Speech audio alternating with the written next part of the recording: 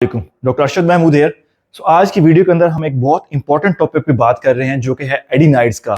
एडिनाइड्स क्या होते हैं, ये क्यों मसला क्रिएट करते हैं, इसके मसाइल क्या होते हैं, इसकी इलामात क्या हैं और इसमें बच्चे का हमने इलाज कैसे करना है। एडिनाइड्स जिसको हम खदूद भी कहते हैं, हमारे अंदर नाक के पीछे मुंह के ऊपर थोड़े से पाए जाते हैं। इसको हम एडिनाइड्स कहते हैं या फिर नाक के खदूद कहते हैं। ये हर इंसान के अंदर होते हैं।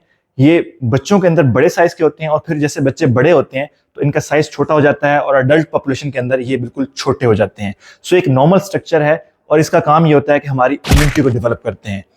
अब मसाइल कब आते हैं? मसाइल तब आते हैं जब इनका साइज बढ़ जाए, जिसको हम कहते हैं एडिनाइड हाइपरट्रॉफी, या फिर इनके अंदर इन्फेक्शन और सूजन हो जाए, जिसको हम कहते हैं एडिनाइटिस। इन दोनों केसेस के अंदर मसाइल आते हैं। अब इसका जो मसाइल की बुनियादी वजह इसकी लोकेशन है। लोकेशन क्या है? ये नाक के पीछे है, बिल्कुल मुंह से थोड़ा सा ऊपर है, और हमारे कान और मुंह को मिलाने वाली नाली जिसको हम यूस्ट्रिकियन ट्यूब कहते हैं, उसके बिल्कुल दहाने के ऊपर है, उसके मुंह के ऊपर है। ये तीन स्ट्रक्चर्स के साथ वाक़ हैं, जिनके अंदर नाक की ओपनिंग है पीछे, हमारी मुंह की ओपनिंग है, और कान की जो ओपनिंग है इसको हम यूस्ट्रिकियन ट्यूब कहते हैं। जब ये साइज में बड़े होंगे, सूजेंगे, तो क्या होगा कि नाक को ब्लॉक कर सकते हैं, ये मुंह को ब्लॉक कर सकते हैं और ये कान की ट्यूब को ब्लॉक कर सकते हैं। अब इससे मसाइल क्या आएंगे?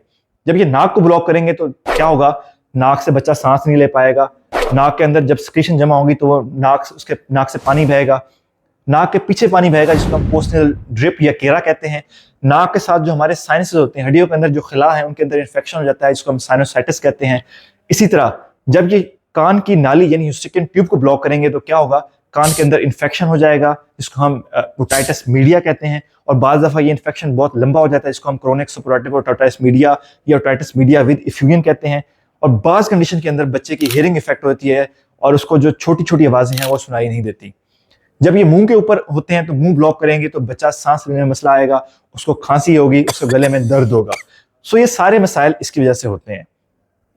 अब इसकी वजूहात क्या हैं? ये एडिनाइड बड़े क्यों हो जाते हैं या उनमें सूजन क्यों आती है? तो इसकी मुख्तलिफ वजूहात हैं जो साइंस अब तक देख रही है। उसके अंदर सबसे इंपॉर्टेंट है इसके इन्फेक्शंस। इन्फेक्शंस क्या हो सकते हैं? या तो वायरसेस की वजह से इन्फेक्शन हो सकते हैं या फिर बैक्टीरिया की वजह से इन्फेक्शन हो सकते हैं। Second, allergies. कुछ बच्चे जिनके अंदर एलर्जी का एलिमेंट होता है तो उनके अंदर बार बार ये एडिनाइड का इशू आता है।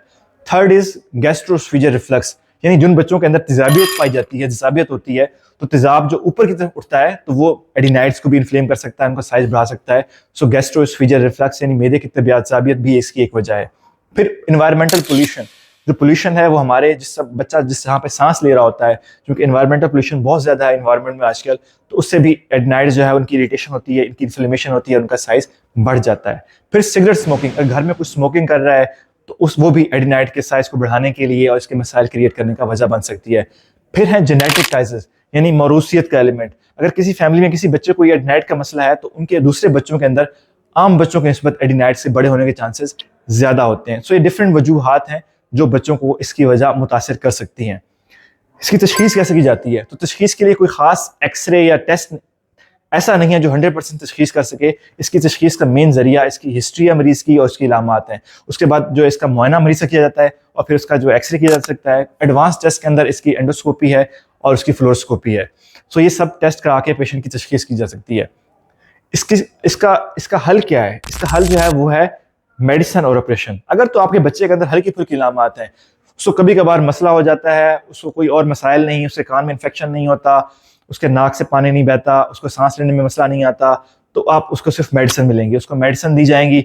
उसका जब इन्फेक्शन होगा तो उसकी एंटीबायोटिक जैसा कि मॉक्सल सिरप है, ऑगमेंटन है, वो ही दिया जाता है और उससे बच्चा ठीक हो जाता है। उम्र के साथ साथ इसका साइज कम होता है तो ये मसला ठीक हो जाता है। लेकिन अगर आपके बच्चे के अंदर मसाइल बहुत ज़्यादा हैं, उसको सांस लेने में मसला आ रहा है, उसके कान में बार बार इन्फेक्शन हो रहा है, उसकी ग्रोथ नहीं हो रही, उसको पेट में दर्द रहता है, तो उस सूरत में ऑपरेशन किया जाता है। अगर आप अपने बच्चे का ऑपरेशन नहीं करवाते तो क्या पेचीदगियाँ आ सकती हैं? तो इसके बहुत से मसाइल हैं। जैसा कि जब बच्चा, देखें, आपका बच्चा जब उसके कान में बार बार इन्फेक्शन होगा तो क्या हो सकता है? कान का पर्दा फट सकता है, उसकी हियरिंग मुतासर हो सकती है। जब बच्चा मुंह से सांस लेगा तो उसकी जो फेशियल बोन्स की ग्रोथ है वो प्रॉपर नहीं होती, तो इसमें टिपिकल फेसेस होते हैं, इसको हम कहते हैं एडिनाइड फेसेस, वो बच्चे के अंदर रहते हैं। उसका मुंह लंबूतरा हो जाता है, उसका जो ये एरिया है ये पीछे हो जाता है, मैक्सिलरी एरिया ग्रोथ नहीं करता, उसके दांत आगे की तरफ निकल आते हैं, और टिपिकल उसकी जो आवाज़ होती है वो जैसे उसकी आवाज़ भारी आवाज़ होती है। ये टिपिकल फीचर होते हैं, इसको एडिनाइड फेसेस कहते हैं, जो एडिनाइड वाले बच्चों के अंदर आते हैं। इसी तरह जब बच्चा रात को सोएगा और खराटे मारेगा, रात को उसकी नींद डिस्टर्ब होगी, तो उससे क्या होगा? उससे ये होगा कि बच्चा दिन को डिस्टर्ब रहेगा, दिन को पढ़ाई नहीं कर पाएगा, बच्चे के अंदर इरिटेबिलिटी होगी, डिप्रेशन होगा और ADHD के चांसेस बढ़ जाते हैं। ऐसे बच्चों के अंदर बेड वेटिंग यानी रात को बिस्तर पे पेशाब करने की इलामात भी पाई जाती हैं। और ऐसे बच्चों के अंदर पल्मोनरी हाइपरटेंशन यानी जो हमारी नाली, खून की नाली, फेफड़ों को खून सप्लाई करती है, उसके अंदर भी तंगी आ जाती है। तो ये पेचीदगियां हैं। अगर आप बच्चे को ऑपरेशन जरूरी है और फिर भी आप ऑपरेशन नहीं करवा रहे तो बच्चे के अंदर ये पेचीदगियां आ सकती हैं। इसका ऑपरेशन कौन करता है? ENT जो सर्जन होता है वो इसका ऑपरेशन करता है और वही ऐसे बच्चों को देखते हैं ऑपरेशन की सूरत में। और इसका सर्जरी कैसे की जाती है? तो सर्जरी के लिए बच्चे को मुकम्मल नशा दिया जाता है, इसको हम जनरल एनेस्थीसिया कहते हैं। उसके अंदर बच्चे को लिटाया जाता है और एक तेज धार आले से उसका जो एडिनाइड का टिश्यू है वो निकाल दिया जाता है, वहाँ पे पैकिंग कर दी जाती है। कॉम्प्लिकेशंस क्या है सर्जरी की? तो कॉम्प्लिकेशंस के अंदर एक तो है कि ब्लीडिंग हो सकती है, जहाँ पे सर्जरी हमने की है वहाँ से ब्लड आ सकता है, इसको हम ब्लीडिंग का मसला हो सकता है। और सेकंड ये है कि बाज़ कंडीशन में जब आप बहुत छोटी एज के अंदर ऑपरेशन करवाते हैं तो चांसेस होते हैं कि ये टिश्यू दोबारा रीग्रो कर जाए और दोबारा इसका साइज बढ़ जाए। सो ये बेसिक इन्फॉर्मेशन थी जो एडिनाइड के हवाले से थी। अगर फिर भी आपका कोई क्वेश्चन है तो आप कमेंट सेक्शन में पूछ सकते हैं। Thank you.